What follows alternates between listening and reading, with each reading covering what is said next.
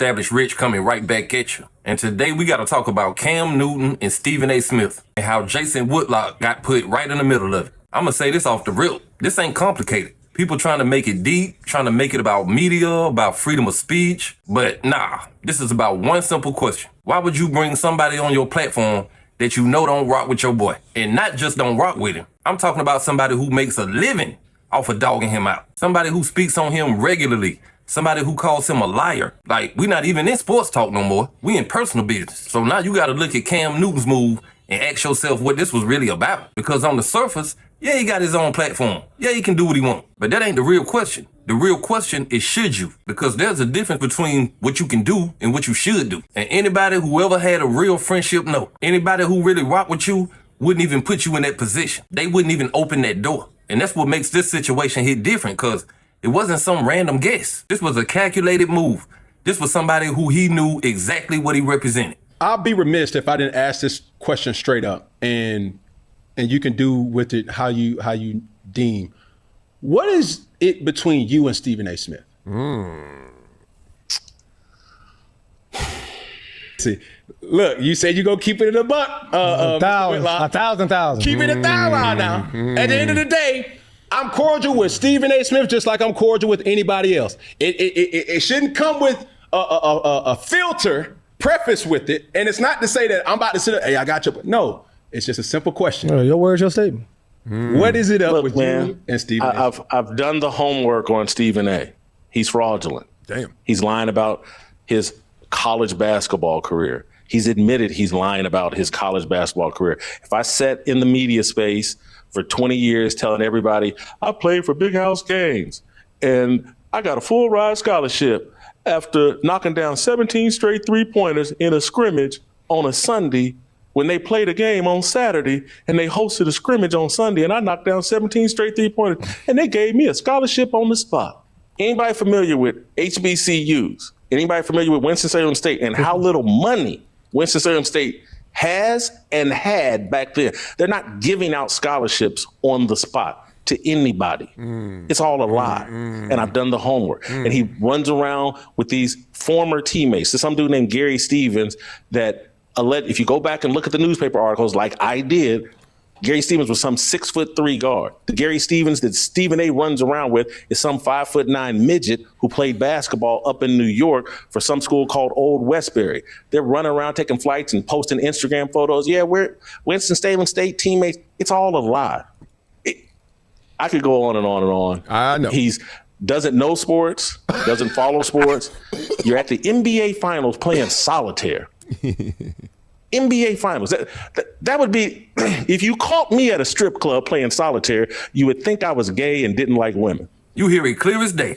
You hear the energy. You hear the disrespect. This ain't critique. This ain't a difference of opinion. This is personal and this is consistent. And Cam just sitting there letting it rock. And that's where people start looking at him side eyes. Because it ain't just about who you brought on. It's about how you handle it when they dealt. And you don't even push back. You don't check it. You don't even challenge it. And that's what Stephen A. had a problem with. Not the interview, but the lack of resistance, the lack of loyalty in that moment. Because if that's your man, you don't just sit there. You say, hold up, let's clean that up. You say, nah, that ain't how it went down. I mean, you say something, but when you don't say nothing, your silence starts speaking for you. And that's where this thing started turning from a platform decision into a personal issue. Because now it feels like you more interested in the moment than the relationship. You more interested in a viral clip than the person who helped put you in position. And let's not skip that part, because Stephen A. showed Cam love, putting him on First Take twice a week, helping him build his media presence, giving him a platform with reach. So now people looking like, damn, this the thanks he get? By bringing his biggest critic on your show and letting him talk crazy and not even giving him a heads up, not even a phone call? I mean, damn, that's where the disconnect comes in. That's where people start saying, this ain't about business. This feels like a lack of respect. And I'm gonna take it a step further. This feels like ego, because when Cam says it's my platform, of course it is. I hear that. But what I also hear is, I'm gonna do what I want regardless. And that sounds good until it affects people you supposed to be cool with. And that's the part that hit different, because real friends don't move like that. So obviously they were not real friends. And that's why this situation blew up the way it did, because it exposed something. It exposed that maybe this was not what people thought it was. This was not a brotherhood. This was business the whole time. And when you start looking at it like that, it makes a lot of sense. Fox don't want you. ESPN don't want you. None of that networks, ABC, CBS, NBC, Fox, they don't want you. You a New York Times bestseller? No, you're not. But I am. Television ratings on ESPN, we're approaching 14 consecutive years of being #1 in the mornings. You don't have a job. How does it feel to know, Jason, that you're still not better than me? You have never heard me say what I'm about to say about anybody in this business, because I don't talk about my colleagues and my contemporaries that way. I want everybody to get theirs, but I have whipped your ass. Don't interview somebody and bring me up. Don't just sit there and let them talk shit. Ask questions. Let them prove it. I'm a fraud? How? What facts do you have? I'm sitting there doing an interview with Glenn Bessinger the other day, and I talked about how growing up as a teenager, I saw a few people get murdered. Not like literally, I mean, you hear gunshots, oh shit, you turn around and somebody's gone. I'm lying about that according to Jason Whitlock, like he was in Hollis, Queens, New York 40 plus years ago. How would he know? I'm a fraud, and do you believe this or that? I'm a fraud. How do you know? I didn't write my own book. How do you know? If you're going to bring me up and you're somebody that's in my inner circle and you talk to me, grill them. Don't just let them talk smack. Now you hear Stephen A's response, and you can tell this ain't just commentary, this is personal. This is somebody feeling a certain type of way and not hiding it. Because at the end of the day, this ain't about TV no more. This is about how you move with people. This is about how you consider loyalty. And once that gets questioned, ain't no more going back to normal. Because now Cam got to respond. Now he got to stand on it. And his response was simple.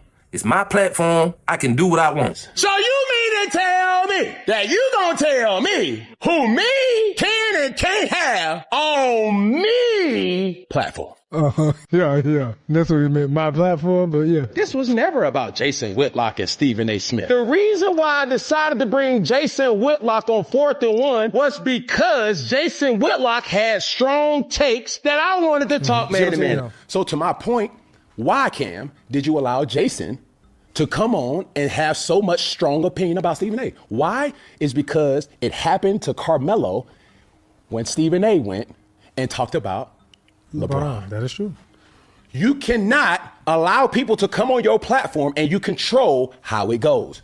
You only can allow them to speak their truth, how they know their truth to be. And if you don't know, you can respectfully say, hey, I don't know if this is true or not. So when Stephen A says you didn't hammer down on the question, I didn't know that it was a lie. Yeah. I'm going off of what he's saying. Yeah. You know him as a person. I didn't know. Let me say it like this. I didn't know it was a lie, and I didn't know if it was the truth of what you've known. But you allow people to speak their piece, not controlling what they say. And the biggest thing that you can do now is, and Stephen A said it, is for him to come on the show. It's for him to talk more about this discussion. I think the biggest thing, though, that you had two different types of comments. On social media, they seen it. Cam, why would you do this? XYZ. First of all, it's not Cam's fault that he was on here. Obviously, it's more my fault, I guess. But also, when people watch the full show, they say, you know what? We needed this conversation. We don't get enough of these two different of opinions. We love this type of interview because we both were allowed, or everybody on the platform or in the interview were allowed to say their piece. And let's not miss Mr. Mark too here. He said something about Stephen A, but first he started with you. So it's not like, oh, he just got up here to talk junk about Stephen A. His original plan was to get up here and, no, Jason, what's your beef with me? And yes, on paper, he ain't wrong. He built his platform, he runs his platform, and he can invite who he wants. But this ain't about permission. This is about position. Because when you say I can do what I want, you're not talking as a friend no more. You're talking as a business. Hey, and that's cool if that's what it is. But don't confuse that with loyalty. Don't confuse that with brotherhood. And that's probably what Stephen A went wrong. Because them two things don't move the same. They don't operate under the same rules. And this is where I think the real issue is. Cam wanted to be his own man and still benefit from somebody else's platform. He wanted the independence, but he also wanted the exposure. And sometimes they don't mix, because when you step into somebody else's house, it's a certain way you gotta move. And I think Cam felt that. I think he realized that quick when he went to First Take. This ain't his show. This is Stephen A's world. And I don't think his ego could fully sit with that. I don't think he wanted to be seen as second to anybody. So what do you do in that situation? You go back to your own platform and you remind everybody, hey, I'm in control over here. And that's exactly what it felt like. Not just an interview, but a statement, a power move. I just think he had the wrong selection of words. Bro, who I have on my platform does not have anything to do with loyalty, does not have anything to do with character, and it definitely doesn't have anything to do with integrity. And then you didn't join in and start bashing. I never did. Because I've seen the likes of the Arsenio Halls, the Jay Lenos, the Oprah Winfreys have discussions with people that they had to allow their guests to speak, no matter if they agree with it or not. You hear it clear. You hear the confidence. You hear the stand he taking. And again, he ain't wrong, but he also ain't right, because this ain't just about him. This involves somebody he was supposed to be cool with. And that's where this whole thing falls apart, because you can't move like a solo act when you in a team situation. That don't work. And that's why I said earlier, this exposed something. Because if that was really your man, then you don't make a move like this. You don't bring his biggest critic on your platform and let him talk with no interruption. And you definitely don't do it without a heads up. That's not even business. That's respect. And when that respect ain't there, it makes you question everything else. Some people are siding with Stephen A on this, not because he's perfect, but because on this situation, the code was broken. And you can argue platform all day. You can argue freedom all day. But at the end of the day, people understand relationships more than they understand business. And from a relationship standpoint, this just ain't look right. It looks like somebody chose a moment over loyalty. Like you chose clicks over a code. And that's why this hit the way it hit, because people can relate to that. Everybody done been in a situation where somebody they rock with did something that made them look at them different. And once that happens, it don't go back to the way it was. And that's what this feels like right here, a shift. Not just in a media space, but in a relationship. And moving forward, everything is gonna be different. The conversation gonna be different. The energy gonna be different. Because once you show somebody how you move, they believe you. And that's the real lesson in all of this. Not about Cam, not about Stephen A, but about how you move with people and what do you value most, relationships or reach. And whatever you choose, just stand on it. But understand, every choice comes with a cost. And in this situation, the cost might be a relationship that don't look the same anymore. But hey, that's just my opinion. What's yours? Like, comment, subscribe, establish Rich. I'll be back with another one. Peace.